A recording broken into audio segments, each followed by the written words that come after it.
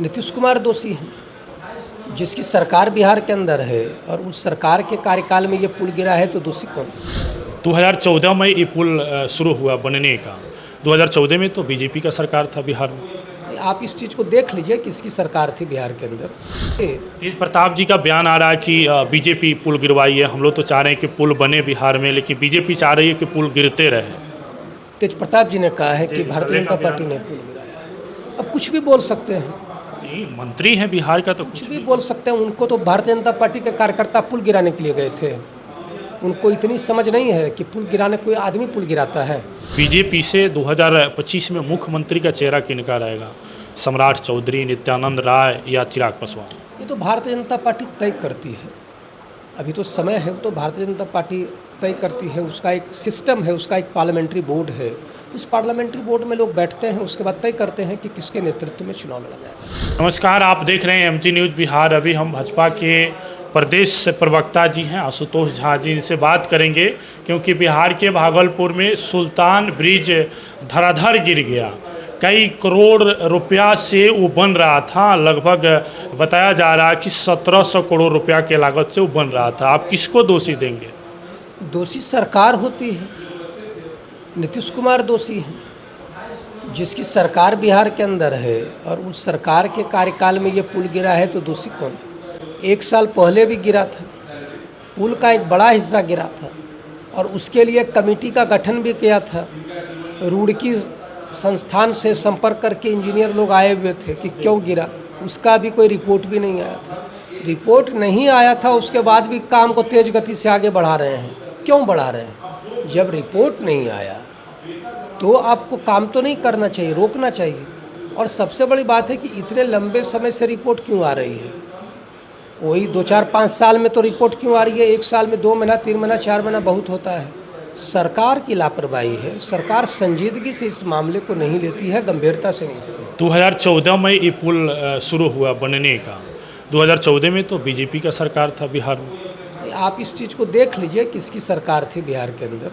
सवाल ये नहीं है, सवाल है कि पुल के निर्माण में घटिया सामग्री का प्रयोग सरकार के निर्देश पर किया जा रहा है और बहुत सारा जो कमीशन है, कमीशन का एक बड़ा हिस्सा जदयू कार्यालय और राजद कार्यालय को पहुंचता है। तो स्वाभाविक तौर से जब कमीशन का बड़ा हिस्सा पहुंचेगा तो आप उचित और युक्त कार्य से का निर्माण तो हो नहीं सकता है सही तरीके से। बिहार में सरकार का श्रेय किनको देते हैं? जदयू नीतीश कुमार या तेजस्वी यादव? अब दोनों मिल करके चाचा भतीजे के सरकार है, बांट बांट के दोनों खा रहे हैं, अराजकता फैलाए हुए हैं। कानून व्यवस्था की स्थिति देख ही रहे हैं। 5000 से ज़्यादा आपराधिक घटनाएं बिहार में अभी तक घटित हो चुकी है। प्रतिदिन हत्याएं, प्रतिदिन लूट, प्रतिदिन बलात्कार का मामला बढ़ रहा है। तो चाचा भतीजे के शासनकाल में कैसा बिहार उभर करके सामने अभी दिख रहा है आपको, आप अपनी आंखों से देख सकते हैं। तेजस्वी यादव के समर्थक तो बोल रहे हैं कि उस समय सरकार तेजस्वी जी की नहीं थी, उस समय बीजेपी की सरकार थी। अरे साल भर पहले ही आपका पुल गिरा है, एक बड़ा हिस्सा गिरा है। अपनी जवाबदेही से बचना नहीं चाहिए, अपनी जवाबदेही को समझना चाहिए कि हम किस प्रकार अपने आप को जवाबदेह लें। और बिहार की जनता अपनी आंखों से इस चीज़ को देख रही है कि नीतीश कुमार ने एक भ्रष्टाचारी दल के साथ अपना गठबंधन किया है जो 15 वर्षों के शासनकाल में बिहार के अंदर अराजकता का माहौल पैदा कर दिया था। बड़े बड़े नरसंहार लालू के ही समय तो हुए थे, राबड़ी के समय ही तो हुए थे। इसीलिए उस दल के साथ गठबंधन किया है।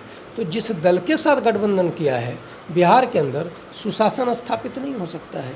नीतीश कुमार तब तक ठीक रहे, बिहार के अंदर सड़क स्थिति, बिजली की स्थिति तब तक ठीक रही जब तक वो भारतीय जनता पार्टी के साथ रहे, क्योंकि भारतीय जनता पार्टी विकास परक सोच को आगे बढ़ाने वाला दल है। इसीलिए नीतीश कुमार भी विकास को आगे ले जा रहे थे। जब पुल ध्वस्त हो गया, आप दोषी किनको दीजिएगा? नीतीश कुमार या तेजस्वी यादव? दोनों दोषी हैं, दोनों दोषी। जो इंजीनियर है, जो काम करवा रहे हैं, तो सरकार दोषी है। सरकार ही तो इंजीनियर को काम बांटती है, इंजीनियर अपने मन से तो काम नहीं ले लेते हैं। कि आप क्या कहिएगा? सरकार सिर्फ उनको सस्पेंड की है, सस्पेंड के मतलब कि 3 महीना 3 साल के बाद फिर उनको जारी कर देगा। तो आप चाहिएगा कि ऐसा होना चाहिए कि सब दिना के लिए निष्कासित हो जाए? जो एजेंसियां काम कर रही है उस एजेंसियों को ब्लैक लिस्टेड करना चाहिए। जो सिंघला ग्रुप काम कर रही है उसको ब्लैक लिस्टेड करना चाहिए और दूसरी बात कि सरकार अपनी जिम्मेवारी को समझते हुए गंभीरतापूर्वक पहल यह करना चाहिए, नीतीश कुमार और तेजस्वी यादव को इस्तीफा देना चाहिए, सरकार से इस्तीफा देना चाहिए। सिंगला ग्रुप का जो भी काम होता है, क्या उससे आप संतुष्ट हैं? बिहार में कई जगह काम उनका बिहार के अंदर जहाँ भी काम हो रहा है उसका सिंगला ग्रुप का काम तो बहुत संतोषजनक नहीं है। जहाँ जहाँ काम हुआ, आप सहरसा को मिथिलांचल से जोड़ने के लिए जो चल रहा था अभियान, वो भी ध्वस्त हो गया। तो उसके भी बहुत सारे पाए गिर गए, ध्वस्त हो गए, गिर गए गंगा में। तो आप इस बात को समझिए। तेज प्रताप जी का बयान आ रहा है कि बीजेपी पुल गिरवाई है। हम लोग तो चाह रहे हैं कि पुल बने बिहार में, लेकिन बीजेपी चाह रही है कि पुल गिरते रहे।